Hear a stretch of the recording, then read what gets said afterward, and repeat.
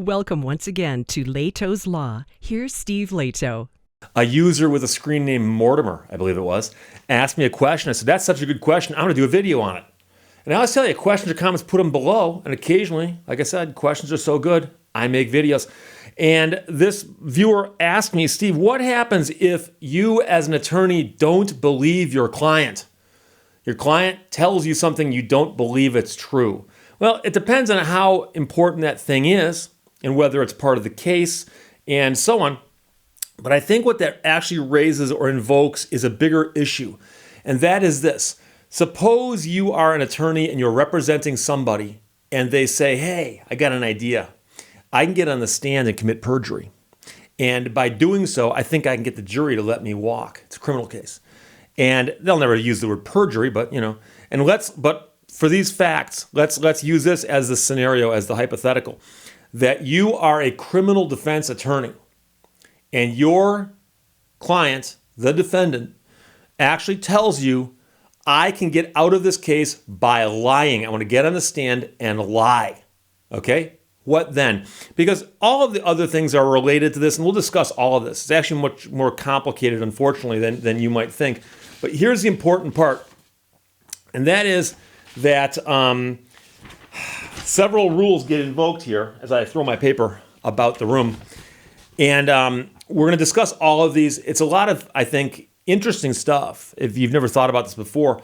And attorneys know this, but I can tell you that when I went to law school, the first class I made us take was ethics. The first class. When I walked into law school on day one and sat down and a professor walked in the room and started lecturing, the class was ethics. The first class. I had other classes that day. First day, first class, ethics. So we read the rules of professional conduct, which they call the rules for the attorneys. And these are rules that I believe all state bars would require their members to follow. And there's a set of model rules that most states have adopted, and they may have modified a bit. Some states love modifying model rules, and other states adopt these things wholesale. So for instance, I'm going to use the rules in Michigan, but you'll find that they correspond closely with the model rules. So for instance, and again, these aren't necessarily in numerical order, but there's a reason that they're in this order. Rule 1.2, scope of representation. A lawyer shall seek the lawful objectives of a client through reasonably available means permitted by law and these rules. So I, as a lawyer, can pursue what you want me to pursue so long as it can be done reasonably through permitted law and rules, okay? As permitted by the law and rules. So I can't break the law and I can't break these rules. So these rules actually do apply. Now it does say in a criminal case, the lawyer shall abide by the client's decision after consultation with the lawyer with respect to a plea to be entered, whether to waive a jury trial and whether the client will testify. Now that I'm simply throwing that in there because I've had quite a few people tell me that they heard of stories where somebody went into court and the attorney entered a plea for them and didn't ask them what they wanted to, how they wanted to plead and just entered a plea for them. Well, if that actually happened, it's a violation of this rule right here. So, pursue it that way. Now, 1.2c, a lawyer shall not counsel a client to engage or assist a client in conduct that the lawyer knows is illegal or fraudulent. But a lawyer may discuss the legal consequences of a proposed course of conduct with a client and may counsel or assist a client to make a good faith effort to determine the validity, scope, meaning, or application of the law. So I, as a lawyer, cannot counsel you to or assist you in any conduct that is illegal or fraudulent. So if you told me I'm going to get on the stand and commit perjury, that's my hypothetical, I can't help you do that. So there's rules we're going to talk about in a moment about what I have to do in a situation like that, but I cannot assist you in doing that because it's fraudulent. It's illegal to commit perjury. So we'll address that. But just to let you know, right off the bat, there are rules saying that you cannot, as an attorney, assist or help your client break the law. You can't do that, okay? Now, it does say 1.2d, when a lawyer knows that a client expects assistance not permitted by the rules, the lawyer shall consult with the client regarding the relevant limitations of the lawyer's conduct. So the first thing you got to do is tell your client, You're asking me to break the law. You're asking me to help you break the law. You're asking me to break rules. I can't do that. You've got to tell your client that. So the first thing you do, client comes to you with a dumb idea, an illegal idea. You got to say, oh, by the way, I can't do that. So number one, tell them. And maybe they'll change your course of action. Maybe they'll decide, well, maybe I shouldn't get on the stand and commit perjury. So there are comment sections below each of these rules. In the comment section, it says, hey, look. It doesn't say, hey, look, but you know what I'm saying. Both the lawyer and the client have authority and responsibility in the objectives and means of representation. The client has ultimate authority to determine the purposes to be served by legal representation within the limits imposed by law and the lawyer's professional obligations. Within those limits, a client also has the right to consult with a lawyer about the means to be used in pursuing those objectives. At the same time, a lawyer is not required to pursue objectives or employ means simply because the client may wish the lawyer to do so. A clear distinction between objectives and means sometimes cannot be drawn, and in many cases, the client-lawyer relationship partakes of a joint undertaking. In questions of means, the lawyer should assume responsibility for technical and legal issues, but should defer to the client regarding such questions as the expense to be incurred and concern for third persons who might be adversely affected. Now, meanwhile, with respect to illegal, fraudulent, prohibited transactions, a lawyer is required to give an honest opinion about the actual consequences that appear likely to result from a client's conduct. The fact that a client uses advice in a course of action that is illegal or fraudulent does not of itself make a lawyer a party to the course of action. However, a lawyer may not knowingly assist a client in illegal or fraudulent conduct. There is a critical distinction between presenting an analysis of legal aspects of questionable conduct and recommending the means by which an illegal act or fraud might be committed with impunity. So if you came to me and said, I'm thinking about committing perjury on the stand, what do you think of that? I got to tell you, number one, it's illegal. Number two, it violates the rules of ethics if I'm going to help you do that. But I should explain to you all the consequences of it. And if you say, you know something, I changed my mind, I'm not going to do it. Well, we're good now. Okay? But if you say, I'm going to continue and I think I'm going to do that, well, then we got problems.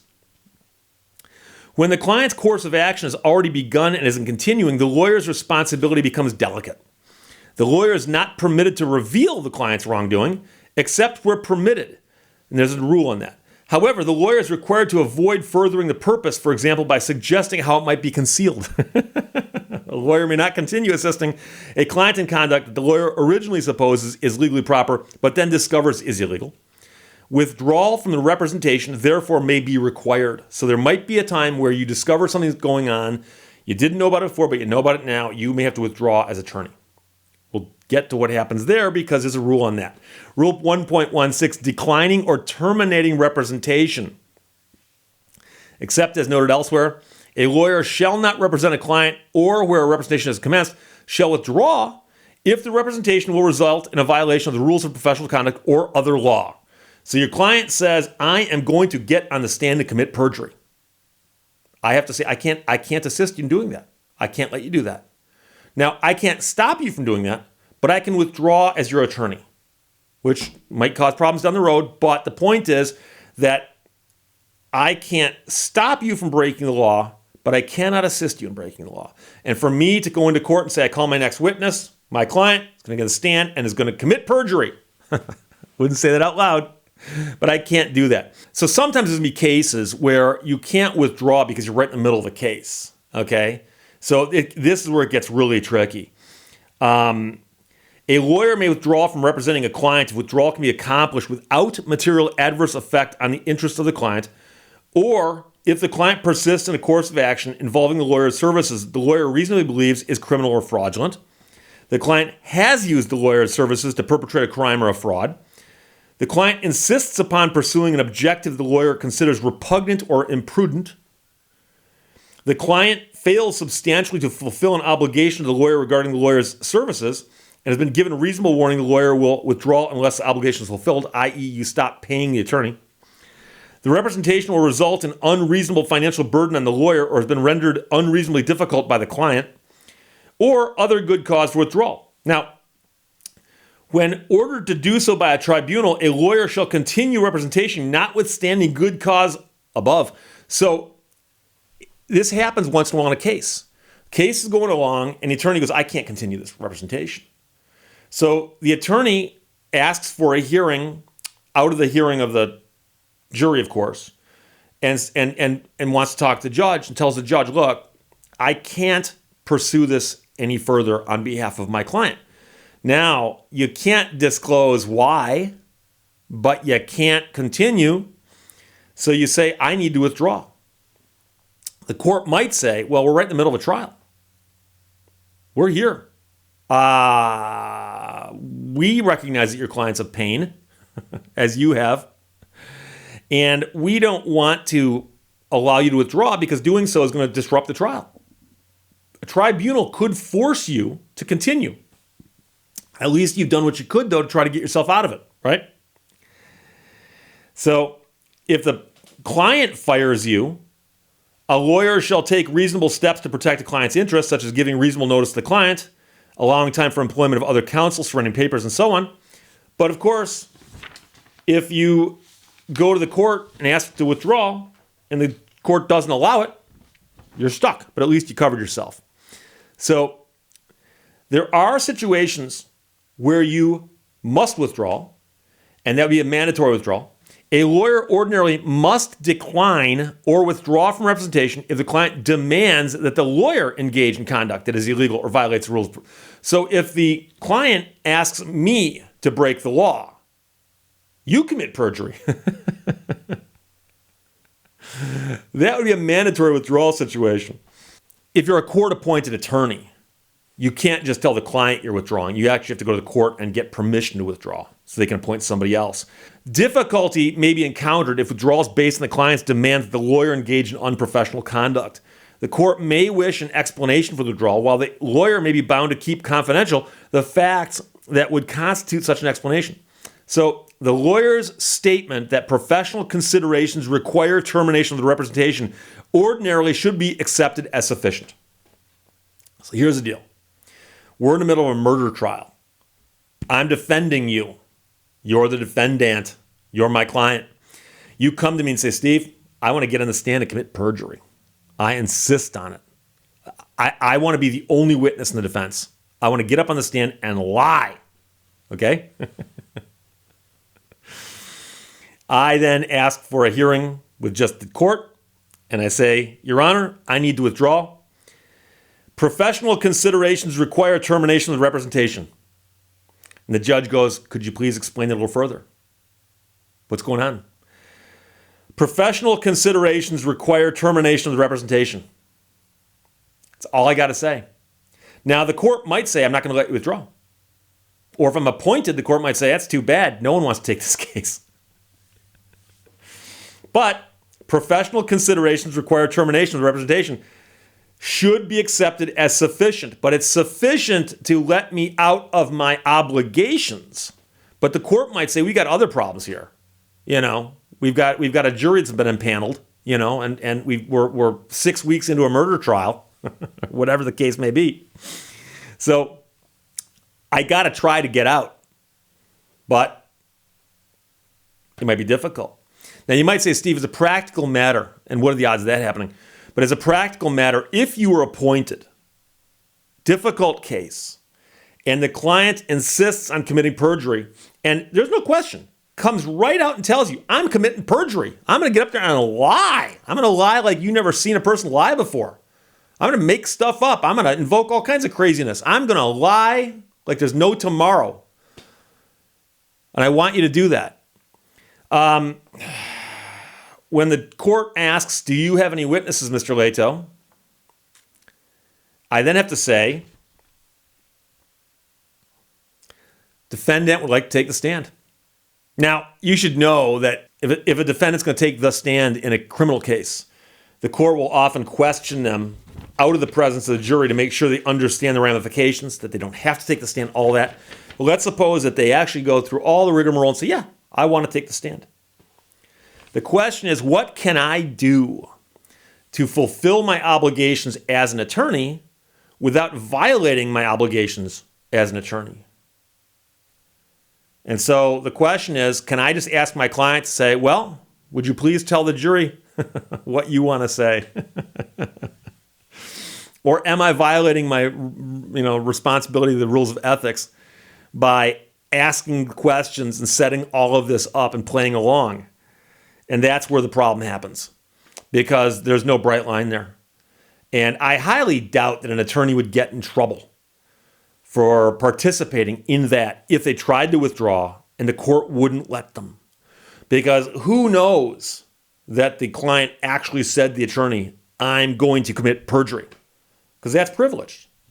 So that shouldn't come out anywhere down the road. But that's the conflict here. Now, the original question that I was asked with respect to what happens if your client is going to testify and you don't believe them, or your client comes to you with a case that you simply don't believe. Well, if I don't believe the case when they come into my office, I don't take the case. But I've never had a situation where a client of mine that I let hire me, where I realized, oh my gosh, they're not telling me the truth. I've never had that happen. But my cases aren't that difficult to figure out because most of my cases are driven by documents, and the documents support the case.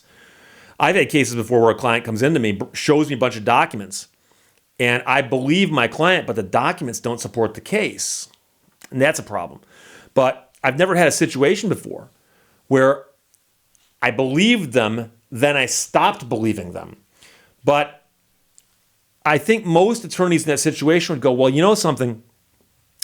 If I no longer believe my client, but I believed them at one point in time, they must be believable on some level. And it's really not up to me to believe them. It's up to me to advocate for them. And if it's a jury believes them, or if a court believes them, it's a bench trial. So the bigger question is who believes them. So whether or not you believe your client is telling the truth or has a good case or not isn't really the issue here. But the bigger issue, like I said, is an ethical one, and that is, what if your client is going to lie and you know it? Keep in mind that a client has the right to discharge a lawyer at any time. They can fire you at any time. But they'll obviously have to pay for services if that's something that they arranged. And of course, a court might have a say in this if it happens in the middle of a trial. If it happens really, really late. I've seen many cases before where somebody tries to change attorneys the morning of trial, day 1 of trial, day 10 of trial, somewhere in there, and they go, I want a new attorney. And courts will look at that and go, it's difficult. And you have a problem, especially in a criminal case where you've impaneled a jury, because you don't want to ever drag out a jury trial any longer, and it's got to be, because if a couple of jurors disappear, then suddenly you have a situation where you're going to have a mistrial or worse. So keep in mind, a lawyer may withdraw from representation in some circumstances. The lawyer has the option to withdraw if it can be accomplished without material adverse effect on the client's interests. But just because you can withdraw does not mean that you can automatically go, oh, I'm out of here anytime you want, because, among other things, you have an obligation to assist the client even after you withdraw. Even if the lawyer has been unfairly discharged by the client, a lawyer must take all reasonable steps to mitigate the consequences to the client. But I will tell you one other thing, and I get asked this a lot, and this is actually my biggest pet peeve, and I buried the lead in this video, as they say. My biggest pet peeve as an attorney is that other attorneys, often defense attorneys, will raise defenses to cases that are not valid, meaning that they'll raise a defense they don't have, just because they want to fight a case. So the Rules of Professional Conduct 3.1 says meritorious claims and contentions. A lawyer shall not bring or defend a proceeding or assert or controvert an issue therein unless there is a basis for doing so that is not frivolous. A lawyer may offer a good faith argument for an extension, modification, or reversal of existing law. A lawyer for the defendant in a criminal proceeding may so defend the proceeding as to require that every element of the case be established. So let's back up. You're defending a criminal defendant and you know he's as guilty as the day is long. He knows he's guilty, but he's sitting there like a bump on a log because the Fifth Amendment says he's got the right to remain silent during the trial. Can't be forced to testify. So the defendant's sitting there and you're forcing the prosecutor to go through every single element of the prosecution. There's nothing wrong with doing that. We've decided a long time ago that as a matter of due process, for you to be convicted, they got to prove you guilty beyond a reasonable doubt of every single element, and your job as a defense attorney is to make them do that. Okay? So there's nothing wrong with you forcing them to do that, even if you know he's guilty. So I've had people say, Steve, your client's guilty. Didn't say he wasn't. Just getting him a fair trial. So there you go, a very long answer to what seemed like a simple question. Comments below, otherwise talk to you later. Bye-bye. Thank you for watching Lehto's Law.